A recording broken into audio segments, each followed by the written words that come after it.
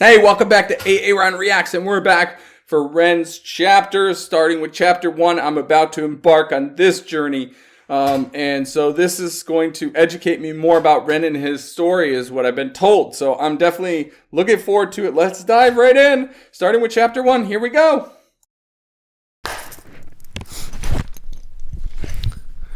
Hello everyone, this is the first time I've done something like this before.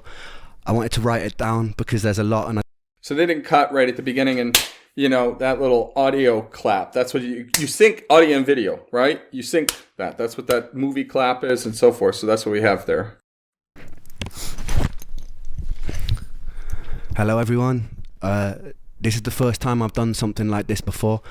I wanted to write it down because there's a lot and I didn't want to miss anything.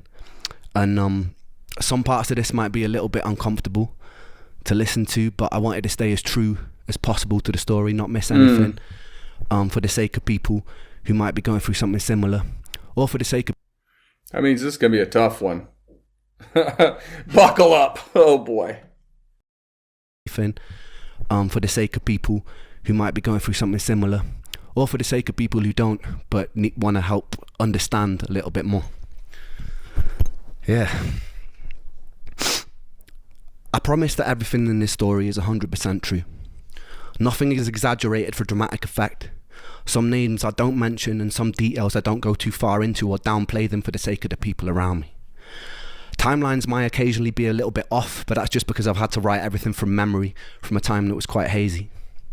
I asked before embarking on this journey with me that you all respect the privacy of myself and the people around me.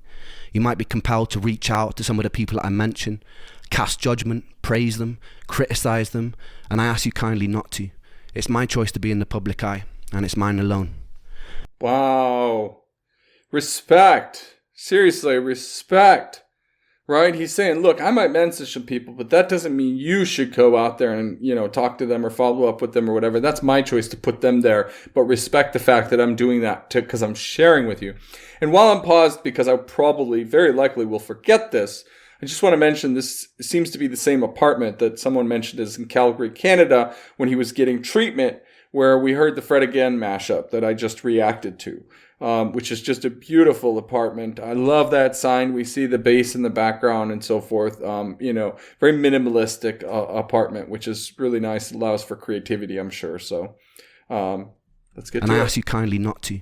It's my choice to be in the public eye, and it's mine alone. This is the first time my story is on the public record in a concise way. Being in the public eye is strange. The more that I give to you, the less that I get to keep for myself. Ooh. I don't find the experience of sharing particularly enjoyable. I don't so much like the questions that follow. And I'm not a medical expert, so I don't like to be seen as somebody with all the answers, because I don't have them. And because of the empathy that I feel, I'm compelled to try and help as many people as possible. But the last time I opened myself up to this on a one-on-one basis, I was surrounded by a lot of death. And there simply weren't enough hours in the day. So I ask you, if you need support, please reach out to a professional or use my music as your companion. I share my story in hopes that somebody who needs it finds it. That it provides hope, that it might ease the suffering for the people like me. I like my solitude, so I ask that anyone who respects the work I make and respects my contribution to the world to respect my solitude. A lot happened in my... He doesn't want to be in the limelight. Interesting. That's good to know. That's good to know. Right? And so what that means, Ren fans, right, is, if you see him, run into him or whatever, respect that. Right? Like, I'm envisioning now that I know this. If I happen to be lucky enough to run into Ren, I would literally just, knowing this in that respect, I would literally have to, just to respect him, say, what's up, Ren? Hope you're doing well, or something like that. Or we love you, and just move on. Like, be done with it. Like, he doesn't want the limelight. That's my contribution. I like my solitude, so I ask that anyone who respects the work I make and respects my contribution to the world to respect my solitude. A lot happened in my teenage years, and I didn't live the most normal of lives, but I'll save that story for another time. The important thing to contextualize this story is that I was full of life. I was full of a burning desire to change the... I have not seen him as a teenager. Wow. Interesting. That's the first time. I think to contextualize this story is that I was full of life. I was full of a burning desire to change the world. The flaws in how we interact seemed obvious to me. I believed in people's power to change the unnecessary suffering we inflict upon ourselves. I was also enamored with music. Music is the closest thing to God that I have. It's a gateway to the unexplainable. Trombone. And it's a way of communicating the inexpressible. Oh.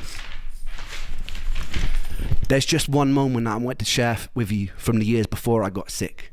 I was 17 and I felt indestructible.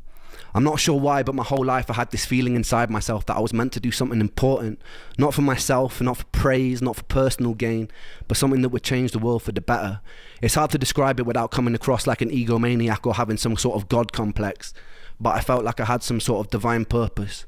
And I remember feeling this so strongly that one afternoon after school, I stood in the centre of my bedroom and I spoke loud into an empty void. I said that I would single-handedly take on and defeat the forces of evil, and I welcomed them to try their best. So someone talked about him doing this in my comments from High Ren video, and he in his High Ren video talked about that. So I remember hearing that in the High Ren, commenting about it. Someone responded to that piece of it. And this is what they're talking about, that he shouted into the empty room. But I want to comment here because I think it's an important point, right? He said he didn't know how to express it without coming across, egomaniac. But I do believe that some people are meant for greatness naturally, and some have to work harder than others to earn it. Now, even if you're meant for greatness, doesn't mean you don't have to work hard and go through and pay your dues. So that's something to keep in mind. In fact, I just reacted to Harry Mack where I was preaching on that same exact thing, and he was as well, actually. But it's really neat to kind of hear that he had these grand aspirations, and I think I believe everybody should believe that they're meant for something, meant for some form of greatness, but some people naturally don't feel that way. I would venture to say probably most don't, but we're off on a tangent. Single-handedly take on and defeat the forces of evil, and I welcome them to try their best. Throughout the years, that memory stuck with me, taunting me sometimes. Flash forward to 2019. I remember the first day I knew something was wrong very well. I woke up in an unfamiliar room in Cardiff, feeling like a raven had perched itself upon my heart. Every time my heart beat, it's like some part of me was aware of the foreboding death sentence that was to come. Some sort of primal instinctive dread. Everything felt wrong, and I felt prosthetic. Like I could... Wow, the artwork to couple. He felt prosthetic, and then it's like broken in pieces and stuff. This artwork is incredible, but this is tough what he's saying. I don't want to brush over what he's saying. This is tough. He's really opening up already, and this is, he's getting vulnerable here. Heartbeat, it's like some part of me was aware of the foreboding death sentence that was to come. Some sort of primal instinctive dread. Everything felt wrong, and I felt prosthetic. Like I could tear my own skin off and observe, though I was watching passively from another room. The night before, I'd been in Cardiff visiting friends in university. It was the end of summer, we'd gone out to a few bars. I wasn't really enjoying myself. That year I'd been struggling with social anxiety, perhaps from years of abusing my brain with a whole pick and mix and selection of party drugs. Engaging with society... I don't think that was him. I think that was B-roll. Doesn't look like him to me. Am I just way off? From years of abusing my brain with a whole pick and mix and selection of party drugs. Engaging with society felt like stepping into the ring with a heavyweight champion. Every single fucking question felt like an oncoming haymaker I had to socially navigate because of my very limited toolkit of charisma at the time. I don't know why. Ouch. This hits especially hard after literally, as I record this last night, having watched the Mike Tyson fight, stepping in with a heavyweight boxer, right? But he said it felt him like everything hit him like a haymaker, meaning like the one punch that's going to knock you out, right? And he didn't have the charisma to navigate. That's yeah. I mean, a lot of people struggle with that. A lot of people navigate because of my very limited toolkit of charisma at the time. I don't know why I cared about being liked so much, but the more I cared, the less equipped I became to have a simple human conversation. Yikes. I used to deal with this by getting fucking hammered. That night was no exception. I got smashed, lost my phone, and woke up in a strange apartment. In the bed opposite mine was a snoring rugby player and his girlfriend. Everything just seemed off, and it wasn't a hangover. My first thought was I'd been spiked. I quietly gathered all my belongings and left before anyone could wake up and punch me with a conversation. punch me with a conversation. What a line. That's a bar right there. I quietly gathered all my belongings and left before anyone could wake up and punch me with a conversation. I wandered around a grey Cardiff in the haze, feeling like I've just been rigged up to an IV bag full of ketamine and cyanide, and the whole world just... I mean, he's like got doubles in his just breaking out to you, right? Like Grey Cardiff, I gray sky Cardiff, but like a Grey Cardiff, and just what was that? He's feeling like I've just been rigged up to an IV bag full of ketamine and cyanide. Jeez. And the whole world just seemed off, like I was looking at it through a tunnel. A heavy feeling of fear clung around me like a straitjacket. The only comforting thought was that with enough time, rest and water, it would pass. But it didn't. For 8 long years, it didn't. And this is my story of an 8-year-long nightmare. Oh my I returned gosh. back to my dad's home.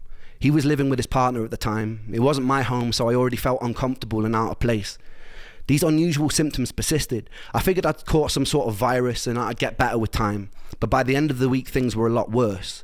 I took myself to the doctor and he said he thought it sounded viral, that if I went home and got enough rest, it would eventually pass. Eyes flashing. And it didn't. For 8 years, it didn't. I returned for my second year of university. My brain was full of fog and my body felt poisoned. There were intermittent days where I felt like a hollow suit of skin. I'd sit in lectures unable to focus and was devoid of any sort of personality.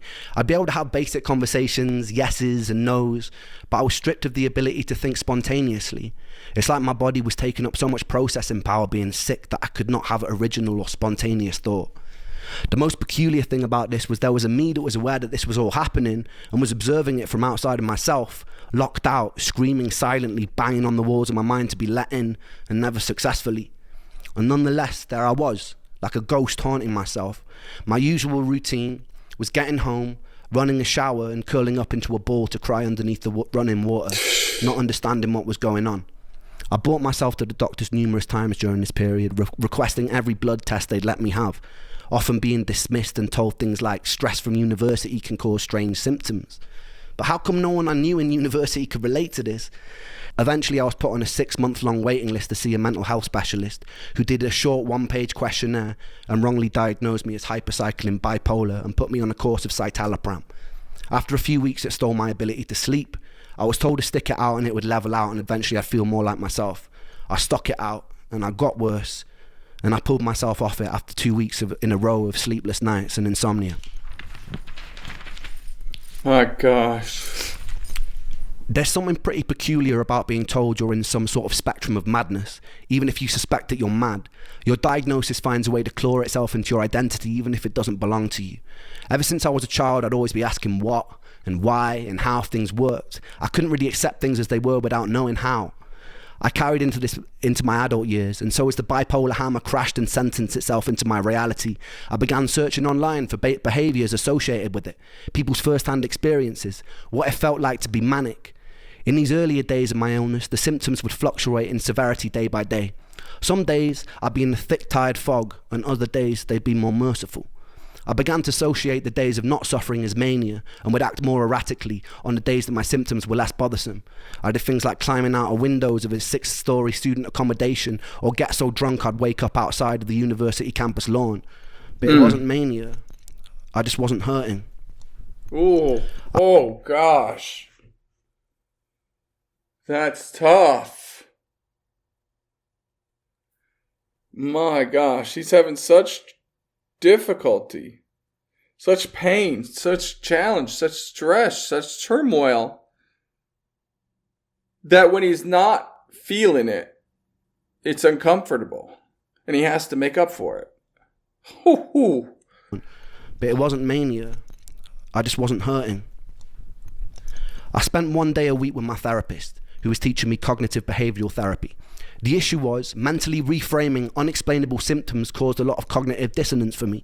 I was told my anxiety or depression was causing my symptoms, but in reality it was my symptoms which were making me anxious and depressed. So I was in some sort of inescapable bind.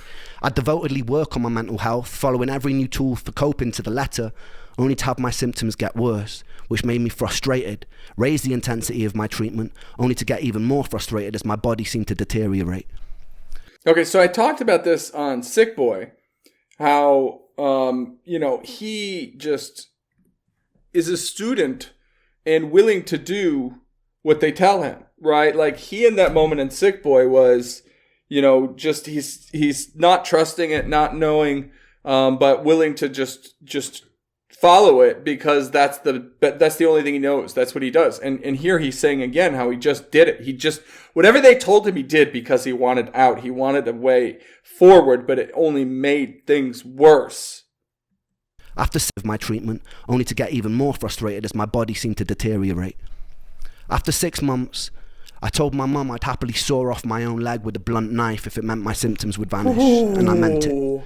I told her if I had to live with this strange feeling for one more year, I'd kill myself, and I meant that too. But something happened that winter which showed me firsthand the horrors and the fallout from suicide. Oh no. I met Joe when I was 9 years old. Guys, in one of my videos recently, one of you said, you don't know about Joe, do you? And then my response, and they said, I'm so sorry. Oh my gosh, I guess I'm getting the story here. I don't know if I'm ready for this. Suicide. I met Joe when I was 9 years old. I remember the first time clearly. I was standing in his living room and he turned to me and he was like, "Watch this." Then he proceeded to climb on top of his sofa and did a front flip onto a stone living room floor. He landed on his back and lay motionless for a few seconds before grinning, getting up, and then doing it all over again. We grew up terrorising the streets of the small village we grew up in, playing knock door run or breaking into people's gardens to play on their trampolines. We stayed friends throughout high school, going through various phases together. Joe was comedian of the group. I remember countless mornings after messy all-nighters, Joe would be cracking endless jokes like a professional stand-up routine, and we'd all be in tears laughing. Joe was close to him. He's got lots of memories. Oh my gosh.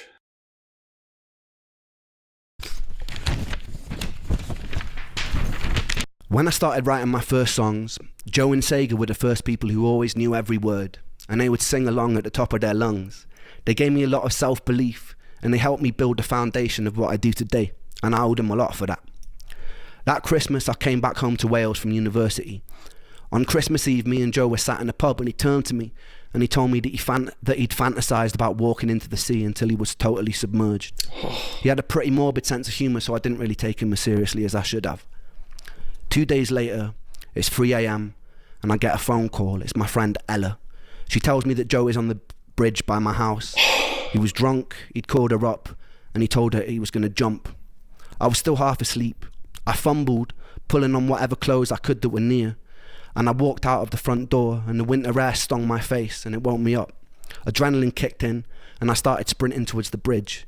It was about a 5-minute walk, a 2.5-minute sprint. As I was running, I dialed Joe's number and I get a busy tone, and I felt relief because it meant he was still alive. I kept hitting redial as I ran, and as I got about halfway to the bridge, the busy tone changes. I get an automated voice note saying the number's out of service, and my heart sunk.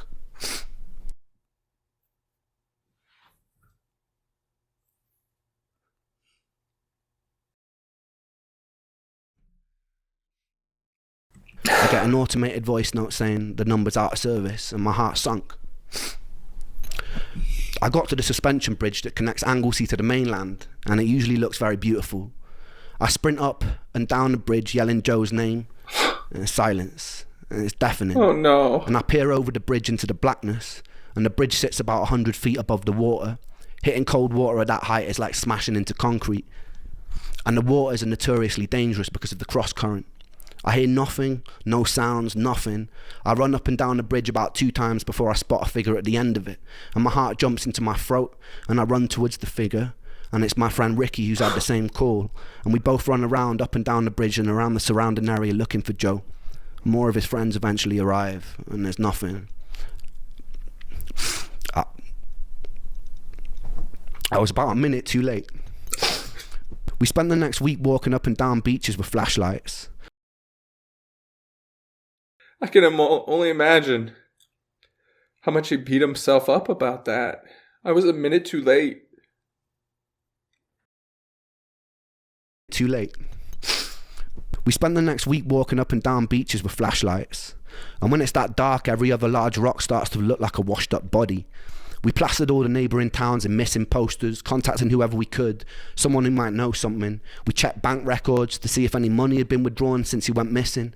There was CCTV footage of him walking onto the bridge, but there wasn't any of him coming off. But there were dead zones in the footage, so there was still a small chance he could be alive. I was sleeping about 3 hours a night, pretty determined that we'd still find him.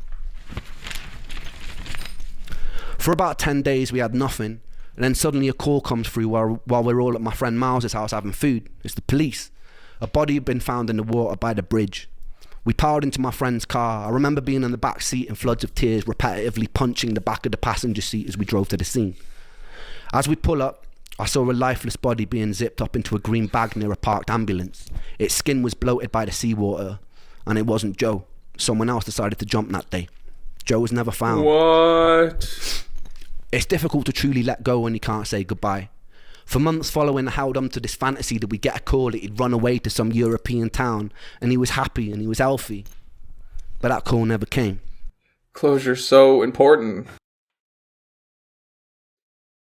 But you never want to give up hope. It's tough. It's tough. European town, and he was happy and he was healthy. But that call never came. The time during his inquest was also around the time I was struggling with the side effects of a new antidepressant. I remember sitting in the courtroom feeling like I was listening to the whole thing deep underwater. The judge felt the circumstances surrounding Joe's death didn't mean the judge felt that the circumstances surrounding Joe's death meant that the verdict was left open. It kind of stung even more to not have an official ruling of suicide. I remember going to visit his mum not long after and witnessing the aftermath of a mother grieving for her baby boy. The silence of his father, the tears of his mother. I decided that day that I'd have to wait until my illness killed me because I couldn't do it by choice. I couldn't put my family through that.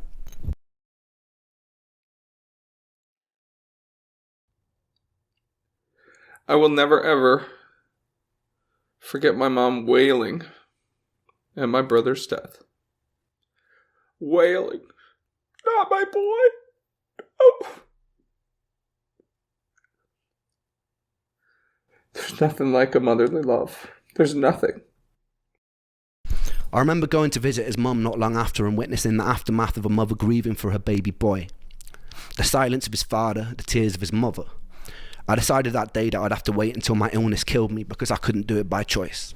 I couldn't put my family through that. Over the next 10 years, I returned to my hometown, only a handful of times following Joe's death. My last visit was in the summer of last year. I reconnected with Joe's parents and showed them a song that I'd written, simply entitled For Joe. We cried together, reminisced together, joked. I had to say that I gave Joe's mum enough money to afford a caravan she told me she'd been saving up for. That felt pretty good. We'd also do a fundraiser for the Royal National Lifeboat Institution, who were integral for searching for Joe during that time, and we raised a pretty good amount of money too. Being able to give back in whatever small way I could felt good, and it felt right for all the years Joe had made us all laugh till it hurt. He was a solid person, just a little lost, as we all are sometimes. And I miss him. Life was about to take an even more unusual turn, and I was about to meet the first angel of this story. So stay tuned for that.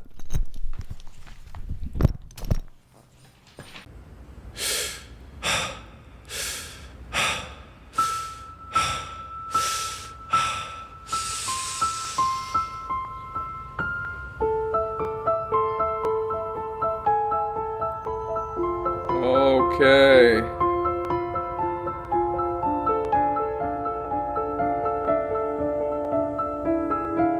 That is like intertwined little bits of hauntingly beautiful. I love it.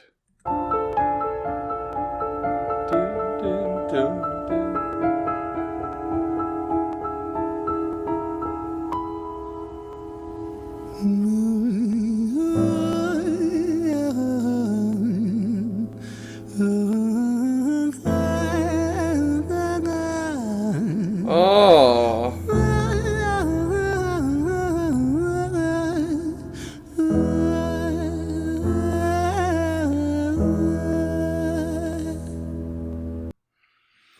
So he just did a pattern that is actually pretty common to practice right? When you're developing your chops, for me, the trumpet, but, vocally. So it just shows me that he probably has some, not just, practicing, songs and so forth, but some technical practice behind him. But that was just stunningly beautiful. Not only the piano, but, his singing. It wasn't at all easy what he just did, and he did it with such comfort, such ease. And yeah, just his use of dynamics, the way he approaches his, onsets and offsets of the notes, the vibratos, the tempo, like he's playing with it, silence, just beautiful.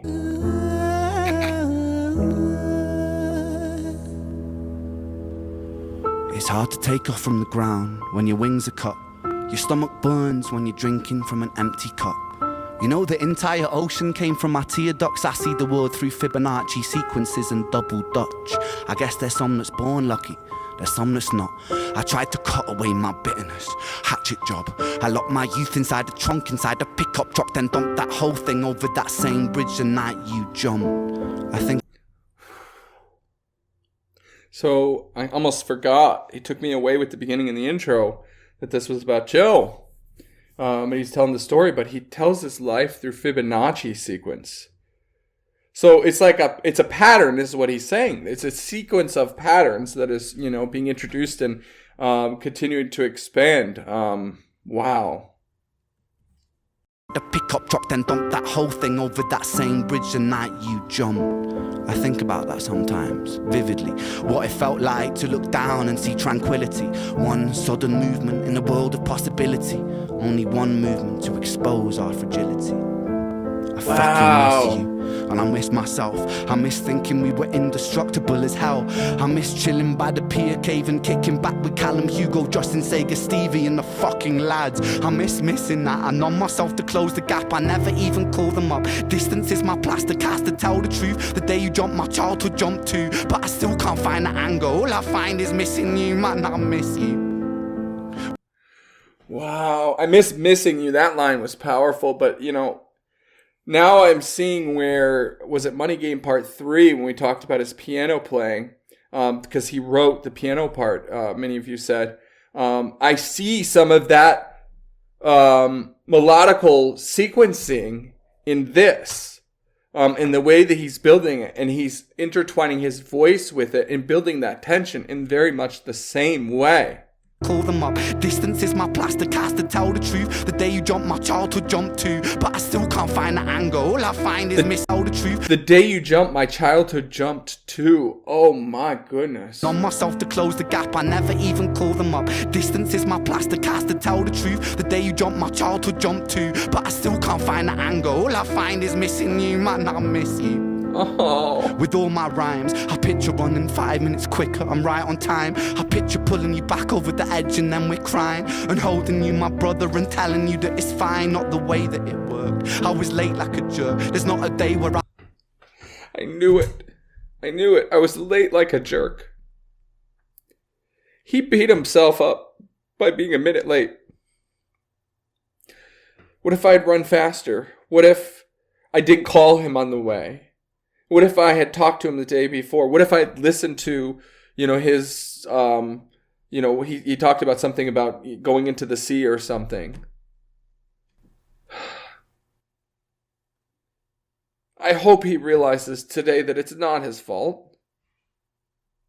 Gosh, that is tough. Right on time, I picture pulling you back over the edge and then we're crying, and holding you, my brother, and telling you that it's fine, not the way that it worked. I was late like a jerk, there's not a day where I can find a way to break from the hurt. Your body missing, so we never got to wave to the hearse. I hope you're listening, I love you, man, I miss you, absurd, fuck. We never got to wave to the hearse, so the whole ceremonies of the funeral and say goodbyes, they couldn't close it.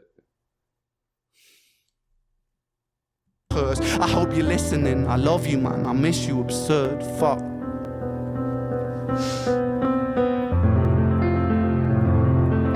Wow.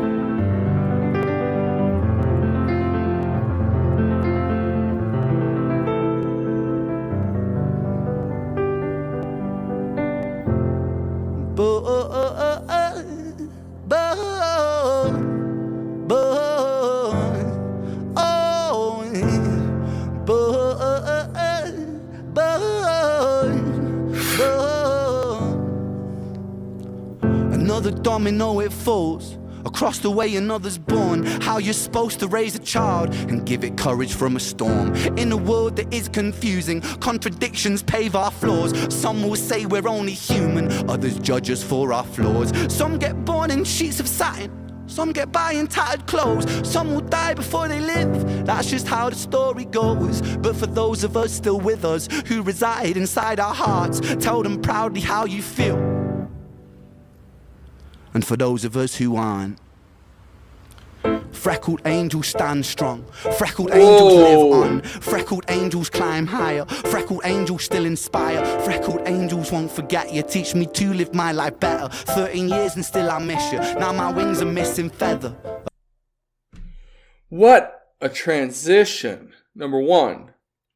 Number two, when he went to doom doom and then immediately he played with his hands. He lifted his hands up and he had the sustaining pedal so that it's sustained while he switched from playing into his hand motions. Just brilliant. I think I'm enjoying his piano playing more than his guitar playing, actually. Angels climb higher, freckled angels still inspire, freckled angels won't forget you, teach me to live my life better. 13 years and still I miss you, now my wings are missing feather. Otherwise I'd come and join you, but for now I'm here on earth, stuck inside this mortal body, but for everything it's worth. Made me braver, made me wiser, made me stronger, made me true, made me face the world with courage, and that's all because of you.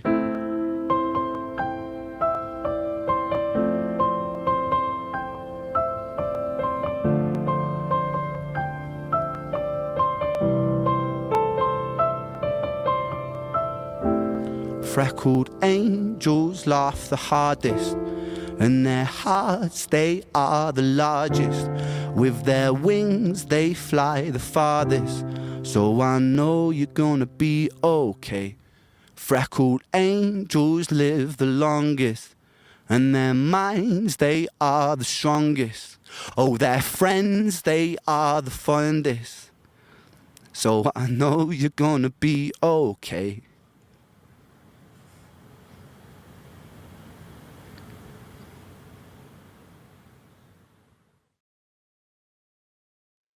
Wow.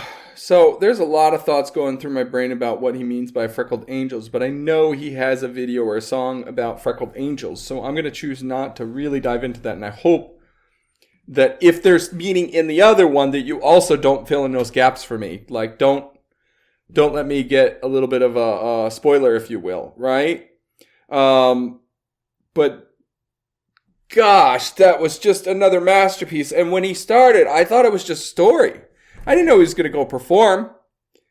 And that was an emotional roller coaster. I feel so honored and privileged that Ren is willing to be so vulnerable, to share so much with us. I got to say, there's a book called The Culture Code that I stand by, and I've embedded it into company cultures. And one of the principles of those three kind of legs of the stool, if you will, is vulnerability.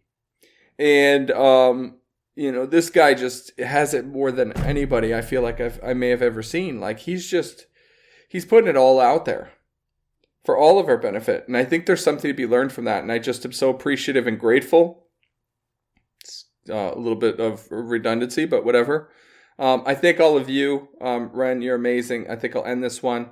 If you haven't subscribed, please go ahead and do so now. Consider joining us over at a-aronreacts.com/Ren, and we'll see you in the next one. Thank you.